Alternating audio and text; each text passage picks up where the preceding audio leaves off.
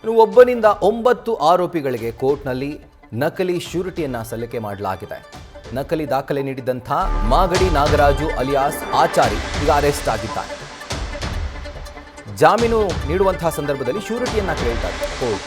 So ಹೀಗಾಗಿ ಶ್ಯೂರಿಟಿನ ಕೇಳಿದಂತಹ ಸಂದರ್ಭದಲ್ಲಿ ನಕಲಿ ದಾಖಲೆಗಳನ್ನು ನೀಡಿ ಶ್ಯೂರಿಟಿ ನೀಡ್ತಾ ಇದ್ದ.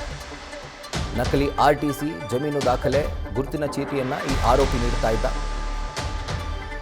ಶಿವಕುಮಾರ್ ಅನ್ನುವಂತಹ ವ್ಯಕ್ತಿಯ ಹೆಸರಿನಲ್ಲಿ ನಕಲಿ ದಾಖಲೆಗಳನ್ನು ಈತ ಸಲ್ಲಿಕೆ ಮಾಡಿದ್ದಾನೆ ಕೋರ್ಟ್ಗೆ. ಸೊ 4 ಆರೋಪಿಗಳಿಗೆ ಒಂದು ಕೇಸ್ನಲ್ಲಿ ನಕಲಿ ಶ್ಯೂರಿಟಿಯನ್ನು ಕೊಟ್ಟಿದ್ದ. ಸೊ ಅಧಿಕಾರಿಗಳು ಈ ಒಂದು ದಾಖಲಾತಿಗಳ ಪರಿಶೀಲನೆ ಮಾಡುವಂತಹ ಸಂದರ್ಭದಲ್ಲಿ ಈತನ ಈ ನಕಲಿ ಆಟ ಬೆಳಕಿಗೆ ಬಂದಿದೆ. ಇನ್ನು ಕೋರ್ಟ್ ಸೂಚನೆ ಮೇರೆಗೆ ಈತನ ವಿರುದ್ಧ FIR ದಾಖಲಿಸಿ ಈಗ ಈತನನ್ನು ಅರೆಸ್ಟ್ ಮಾಡಲಾಗಿದೆ.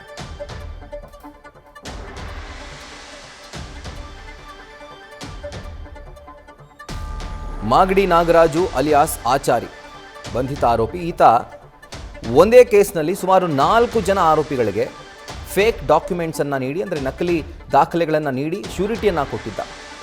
RTC ಇರ್ಬೋದು, ಜಮೀನು ದಾಖಲೆ ಪತ್ರ ಇರ್ಬೋದು, ಎಲ್ಲವೂ ಕೂಡ ಫೇಕ್. ಮಂಜುನಾಥ್ ಅನ್ನುವಂಥ ಹೆಸರಿನಲ್ಲಿ ಈತ ಒಂದು ಫೇಕ್ ಡಾಕ್ಯುಮೆಂಟ್ಸನ್ನು ಕೊಟ್ಟಿದ್ದಾನೆ. ಈತನ ಅಸಲಿ ಹೆಸರು ನಾಗರಾಜ್ ಅಂತ. ಆದರೆ ಮಂಜುನಾಥ್ ಅನ್ನುವಂಥ ಹೆಸರಿನಲ್ಲಿ ಈತ ಕೋರ್ಟ್ಗೆ ನಕಲಿ ದಾಖಲೆಗಳನ್ನು ಸಲ್ಲಿಕೆ ಮಾಡಿ ನಕಲಿ ಶ್ಯೂರಿಟಿಯನ್ನು ಕೊಟ್ಟಿದ್ದ. ಸೊ ಯಾವಾಗ ಅಧಿಕಾರಿಗಳು ಈ ಡಾಕ್ಯುಮೆಂಟ್ಸ್ಗಳನ್ನ ಪರಿಶೀಲಿಸ್ತಾ ಇದ್ರು, ಆ ಸಂದರ್ಭದಲ್ಲಿ ಈತನ ನಕಲಿ ಆಟ ಬೆಳಕಿಗೆ ಬಂದಿದೆ. ಇದಕ್ಕೆ ಸಂಬಂಧಪಟ್ಟಂತೆ ಈತನನ್ನು ಈಗ ಪೊಲೀಸರು ಅರೆಸ್ಟ್ ಮಾಡಿದ್ದಾರೆ.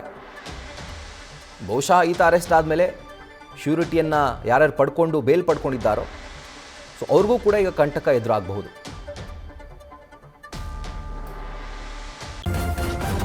ನ್ಯೂಸ್ ಫಸ್ಟ್ ನಿರ್ಭೀತಿಯಿಂದ ನಿಮ್ಮ ಪರವಾಗಿ.